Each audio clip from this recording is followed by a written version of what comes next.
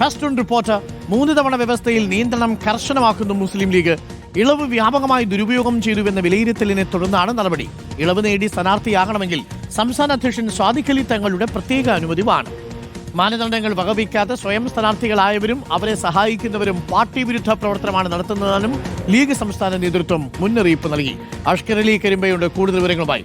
അഷ്കർ അലി കരിമ്പ, നമ്മൾ നേരത്തെ ഇപ്പോൾ ഇളവിനെ കുറിച്ച് റിപ്പോർട്ട് ചെയ്തതേ ഉള്ളൂ. അപ്പോൾ ധാരാളം ഇളവുകൾ വരുന്നു ഇതിന്റെ മറവിൽ എന്നുള്ളതാണ്. അതുകൊണ്ട് കൂടുതൽ കർശനമാക്കാൻ പോവുകയാണോ മുസ്ലിം ലീഗ് ഈ 3 ടേം വ്യവസ്ഥ?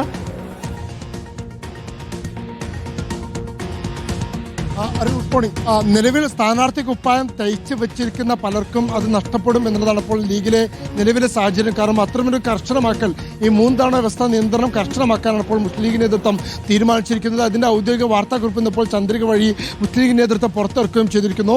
അതിൽ പറയുന്ന കാര്യങ്ങൾ പ്രധാനമായും ഒന്ന്, ചില ആളുകൾ സ്വയം സ്ഥാനാർത്ഥികളായി പ്രചാരണം ആരംഭിച്ചിരിക്കുന്നു. മാത്രമല്ല പാർട്ടിയിലെ തന്നെ ചില ആളുകൾ അവരെ സഹായിച്ചുകൊണ്ട് പ്രവർത്തിക്കുകയും ചെയ്യുന്നു. ഈ 2 വിഭാഗത്തിനുമെതിരെ അച്ചടക്ക നടപടി അടക്കം ഉണ്ടാകുമെന്നാണ് മുസ്ലിം ലീഗ് നേതൃത്വം പറയുന്നത്. അതിന് കാരണമായി ലീഗ് നേതൃത്വം വിശദീകരിക്കുന്നത് 3 തവണ വ്യവസ്ഥയിൽ ലീഗ് ഇളവ് നൽകിയത് മാനദണ്ഡങ്ങൾക്ക് വിധേയമായിട്ടാണ്. മാനദണ്ഡം എന്ന് പറയുന്നത് ഒന്ന്, വിജയം അനിവാര്യമായ സാഹചര്യത്തിൽ മറ്റാരും ഒരു ഓപ്ഷനായി ഇല്ല എങ്കിൽ മാത്രം, അതും കഴിഞ്ഞ 3 തവണ ജനപ്രതിനിധികളായി കഴിഞ്ഞ തവണ പാർട്ടി നിർദ്ദേശം അനുസരിച്ച് മാറി നിന്നവർക്ക് മാത്രമാണ് ആ ആനുകൂല്യമുള്ളത്. പക്ഷേ 4ഉം 5ഉം തവണയായ ആളുകൾക്കൊന്നും തന്നെ ആ ആനുകൂല്യമില്ല. മാത്രമല്ല അങ്ങനെ ഈ ഇളവ് നൽകുന്നതും കർശന നിയന്ത്രണങ്ങൾക്ക് വിധേയമായിട്ടാണ്. ബന്ധപ്പെട്ട കമ്മിറ്റികൾ, ജില്ലാ കമ്മിറ്റിയും പാർലമെന്ററി ബോഡി കമ്മിറ്റികളും അത് ശുപാർശ ചെയ്യണം. അതിൽ തീരുമാനമെടുക്കേണ്ടത് മുസ്ലിം ലീഗിന്റെ സംസ്ഥാന പ്രസിഡന്റ് പാണക്കാട് സ്വാദിഖ് അലി തങ്ങളാണ്. അങ്ങനെ സ്വാദിഖ് അലി തങ്ങൾ തീരുമാനമെടുത്താൽ മാത്രമേ അവർക്ക് സ്ഥാനാർത്ഥിയാവാൻ കഴിയുള്ളൂ.